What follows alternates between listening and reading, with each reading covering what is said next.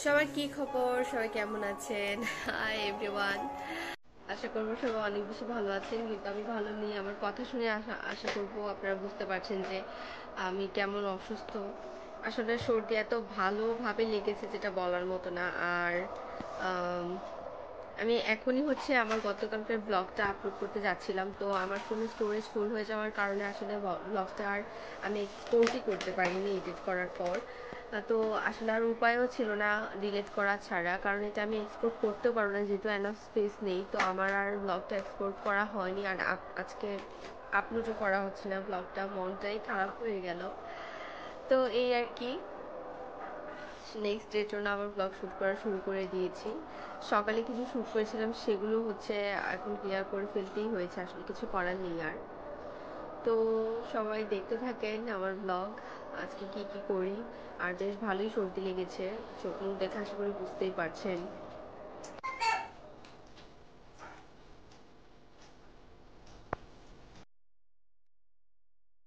তো এখানে সাত্বিকাকে দেখছি আবার সালাদ বানাচ্ছে। আমার যেহেতু শরীর খারাপ, কোনো কিছুই খোঁজ খবর নেই আমার। আসলে একদম ব্রেকফাস্ট হতে শুরু করে সব কিছুই আমাকে সবাই রেডি করে দিচ্ছে। মানে কিছু করতে ইচ্ছে করছে না, তো আমিও আসলে করতে পারছিও না সেজন্য। তো আজকে আবার পিসুমনিকে দুপুরবেলা মা খেতে বলেছিল। তো কি কি রান্না করেছে দেখলাম, এখানে কই মাছের সিদ্ধ রান্না করেছে। তারপর এটা কি, এটা খাসির মাংস। আর সালাদ বানাচ্ছে সাত্বিকা। আর আহ, মাসকলাইয়ের ডাল রান্না করা হয়েছিল। মাসকলাইয়ের ডালটা ঘরেই আমি ব্লেন্ডার করে চুড়ে দিয়েছিলাম, মানে ব্লেন্ডার করে গুঁড়াটা বানিয়েছিলাম আর কি। কারণ কিনাটা অত বেশি একটা টেস্ট পাওয়া যায় না, মনে হয় যে ওটার মধ্যে আটা বা ময়দা মেশানো আছে, এরকম ফিল হয় আর কি। একদম এক্সাক্ট যে স্মেলটা, সেটা প্রপারলি পাওয়া যায় না। তো এগুলো রান্না করলো মা, আর করলাও ভাজি করেছিল। আর কি যেন করলো আরেকটা, আমার ঠিক মনে নেই, মনে করতে পারছি না।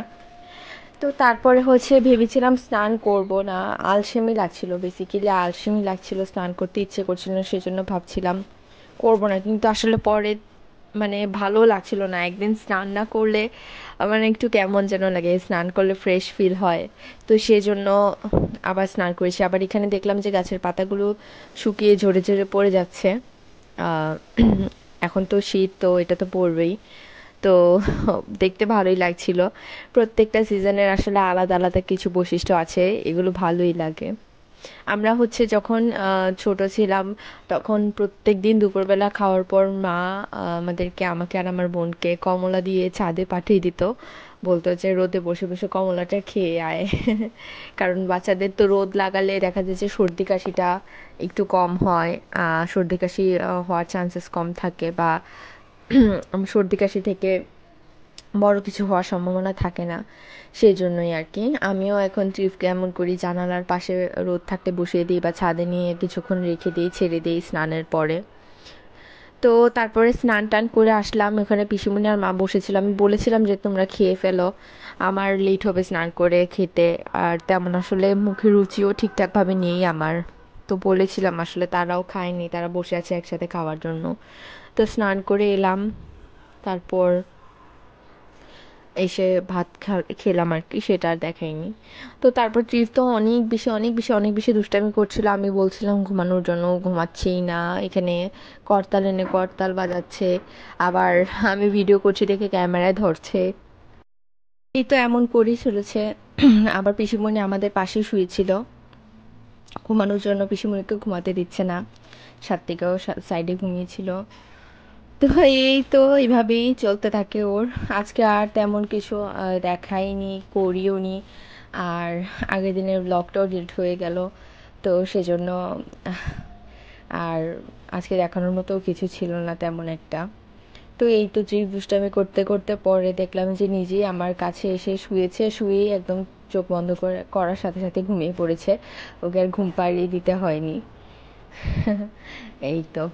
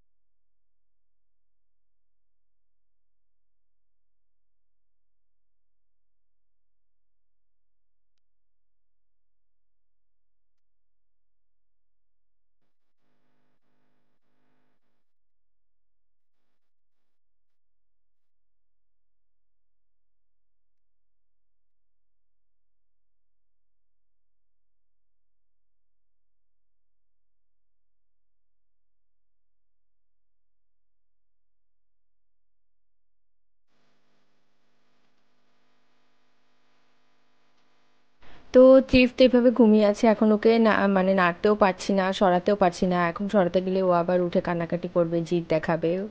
ও মানে বেশি জিদ দেখায় আর কি, ঘুমের মধ্যে ডিস্টার্ব করা যায় না ওকে, এই টাইপের। পরে যাই হোক, ওকে কোনো রকম শুয়ে দিলাম, শুয়ে আমি হচ্ছে আবার চলে গেছি অন্য রুমে।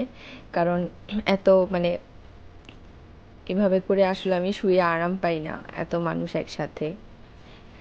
তারপরে হচ্ছে জিফকে ঘুম পাড়িয়ে আমি চলে গেলাম অন্য রুমে, ওখানে গিয়ে হচ্ছে আমি কিছুক্ষণ শুয়েছিলাম। তারপর আবার সন্ধ্যা হয়ে গেল, তো চিন্তা করলাম ঠিক আছে একটু চা বানাই, কারণ গলাটাও কেমন ব্যথা করছে, একটু গরম গরম চা খেলে ভালো লাগবে। আর সবাই তো এখন চা খাবে সন্ধ্যার টাইমে। আমার মা নর্মালি চা খায় না, তো আজকে জিজ্ঞেস করছিলাম যে খাবা কিনা, বললো খাবে।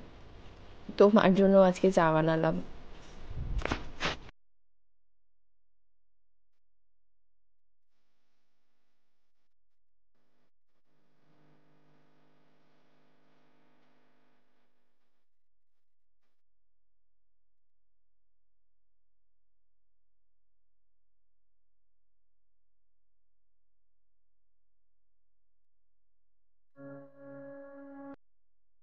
এই তো এখানে চায়ের জল বসিয়ে দিয়েছি, এখন চাটা করে নেব। তারপরে হচ্ছে সবাই মিলে একসাথে কথা বলতে বলতে চা খাওয়া হয়ে যাবে। আসলে তখনও ঘুমাচ্ছিল তো আর কি, সেজন্য আমার একটু সুবিধা হচ্ছিল আর কি, চাটা বানিয়ে নিলাম। আর আজকে পড়াশোনা বলতে কিছু করিনি, ভালোই লাগছিল না আমার, বসে থাকতে মনে হচ্ছিল আমি শুয়েই থাকি। তো শুয়েই ছিলাম। এই যে দেখেন আমার চোখ মুখের কি অবস্থা, স্পেশালি চোখ, মানে আমি বারবার মুখটা ধুচ্ছিলাম, মানে মনে হচ্ছিল যে আমার চোখ মুখ ফুলে যাচ্ছে, এরকম ফিল হচ্ছিল। আর অনেক বেশি মানে পেইন হচ্ছিল আর কি, একটা সর্দির যে ধরনের পেইন থাকে। আর এই তো এখানে চা বানিয়ে নিলাম, আর এখানে দেখেন চা বানানোর সময় আমি চা ফেলে দিয়েছি। উল্টাপাল্টা কাজ যত সব আমার, মানে সবসময় এমন হয় না কিন্তু আজকে হয়ে গিয়েছে। এখানে 4 কাপ চা নিলাম আর কিছু বিস্কিটস নিলাম। সাত্বিকা তো চাটা কিছুই খাবে না, কারণ ডক্টর ওকে দুধের চা নিষেধ করে দিয়েছে, বা চাই খেতে নিষেধ করে দিয়েছে। অ্যাটলিস্ট 14-15 দিনের আগে তো কিছুই মানে এগুলো খেতে পারবে না, তেল জাতীয় খাবার। আর 14-15 দিন পরেও হচ্ছে ও স্বাভাবিক খাবার খাবে, খুব বেশি অয়েলি ফুড বা রিচ ফুড বা যেগুলোতে অ্যাসিডিটি বেশি হয়, গ্যাস হওয়ার সম্ভাবনা থাকে, সেগুলো খেতে পারবে না আর কি। তারপরে চাটা খেয়ে আমরা 4 জন চাটা খেয়ে নিয়েছিলাম, খেয়ে সাত্বিকা চিপ তখনও ঘুমাচ্ছিল। এখানে এসে চিপ ঘুমাচ্ছিল দেখে আমি ওর চুলগুলোতে একটা ঝুঁটি বেঁধে দিয়েছিলাম। তারপরে ও উঠেই হচ্ছে ভাই ভাই ভাই ভাই করছে, মানে ভাইয়ের কাছে যাওয়ার জন্য। তো পরে পাপা এসে ওকে কুলে নিল, আর পাপার কুলে উঠে সে নাচ শুরু করে দিয়েছে, নাচানাচি করছে একেবারে হচ্ছে। ভাই হচ্ছে ওর জান প্রাণ, সব কিছু এভরিথিং। তো বাবা নামিয়ে দিয়ে বলছিল একটু ডাইপারটা চেঞ্জ করে, সে নামবেই না, ডাইপারটা চেঞ্জ করবেই না, সে ভাইয়ের কাছেই থাকবে। এই যে দেখেন জিদ করেই চলেছে। আর হচ্ছে আমি আর আমার বোন হচ্ছে আলাপ করছিলাম, দেখতে দেখতে কিভাবে ডিসেম্বরটাও চলে এলো, তাই না? ফেসবুকে একটা পোস্ট দেখেছিলাম যে মাঝে মাঝে সন্ধ্যাই কাটে না অথচ বছর কেটে যায়। সত্যিই তো মনে হচ্ছিল সেদিন লাস্ট ইয়ার হচ্ছে আহ, এমন টাইমে আমাদের কুমিল্লাতে হচ্ছে নির্বাচন ছিল, উপনির্বাচন ছিল একটা, নির্বাচন ছিল একটা, মানে দুইটা নির্বাচন হয়েছিল আর কি। তো আসলে মনে হচ্ছিল গত বছরেরই কথা, আবার আজকে আমার ফেসবুকে আমার ছেলের গত বছরের এমন দিনের একটা স্টোরি মেমোরিজে এলো আর কি। তো মানে দেখছিলাম, মানে চোখের পলকে একটা বছর চলে গেল। আমার ট্রিবও অনেকটা বড় হয়ে গিয়েছে, এখন সে কত কিছুই না করে, হাঁটে চলে, টুকিটাকি কথা বলে, এবং অনেক কিছু বুঝে, ছাদে চলে যেতে চায়, বা মন মর্জি করতে চায়, বা মানে অনেক কিছুই, মানে ওর পছন্দ অপছন্দ মানে সবকিছু এখন এক্সপ্লেন করতে পারে প্রপারলি, শুধুমাত্র কথাটাই এখনো বলতে পারে না, বাকি মোটামুটি সবকিছুই পারে। গত বছর এমন দিনে ওর 2-1টা দাঁত উঠেছিল, কি উঠেনি, মানে এমন দিনে মনে হয় না 2-1টা দাঁত উঠেছিল, আরো পরে উঠেছিল, কিন্তু এই বছর ওর মোটামুটি সবগুলো দাঁতই উঠে গিয়েছে। আসলে টাইম এত তাড়াতাড়ি চলে যায়, মানে এই সময়গুলোকে কখনো আর ধরে রাখা পসিবল হবে না, বা কখনো আর এই সময়গুলোতে ফিরেও যেতে পারবো না। মানে দেখতে দেখতে, আসলে দেখতে দেখতে অনেক সময়ই চলে যাচ্ছে। একটা কথা কি, মানে অনেকেই বলে যে আহ, এখন এটা করো, পরবর্তীতে করার অনেক সময় পাবে, বাট না, এটা একদম ভুল কথা। মানে একেবারেই ভুল কথা এটা, যে আহ, আপনার এই মুহূর্তে যে শখটা সেটা আপনি 1 বছর পরে আপনার থাকবে না, কারণ এই মুহূর্তের মন মানসিকতা আর 1 বছরের পরের মন মানসিকতা কখনোই একরকম থাকবে না। এটা সময় বলেন বা মানুষের বয়স বলেন, যেটাই বলেন, সব কিছুর সাথে সাথে সব কিছু আসলে একটা ডিপেন্ড করে। যেমন আজ থেকে 6-7 বছর আগে আমি যেমন ইমোশনাল ছিলাম, বা আমি যেমন একটুতেই মন খারাপ করতাম, এখন কিন্তু আমি মোটেই সেরকম নেই। এখন আমার মানে এখন শখ বলতে কি, এখন আমার শখ বলতে এটাই যে আমি প্রপারলি কবে ইনকাম স্টার্ট করব, আমার আর্নিং শুরু হবে কবে, এটাই মনে হয় যে আমার মূল শখ। তো এই তো এখানে আমি সোফায় এসে শুয়েছিলাম, আবার ট্রেপ দেখছি, পিছনে দৌড়াদৌড়ি করছে, কিছু খেতেও চাইনি সন্ধ্যাবেলা ঘুম থেকে উঠে। আবার এখানে ও মোবাইল নিয়ে টিপাটিপি করছিল আর কি। আর তো দুষ্টামি আছে বানরের মতো, এখানে একবার উঠে ওইখানে একবার উঠে লাফালাফি, এটা ধরবে ওইটা ধরবে, মানে ওর চলেই যায় সারাদিন এসব করে। তো এই তো, সময়ের জিনিস আসলে সময় না পেলে পরবর্তীতে আসলে করার কিছুই থাকে না, অনেকে জেনে বুঝি আপনার সময়ও নষ্ট করে। তো যাই হোক, আমার আজকের ব্লগ এই পর্যন্তই ছিল। সবাই ভালো থাকবেন, সুস্থ থাকবেন, দেখা হবে next blog. Till then tata.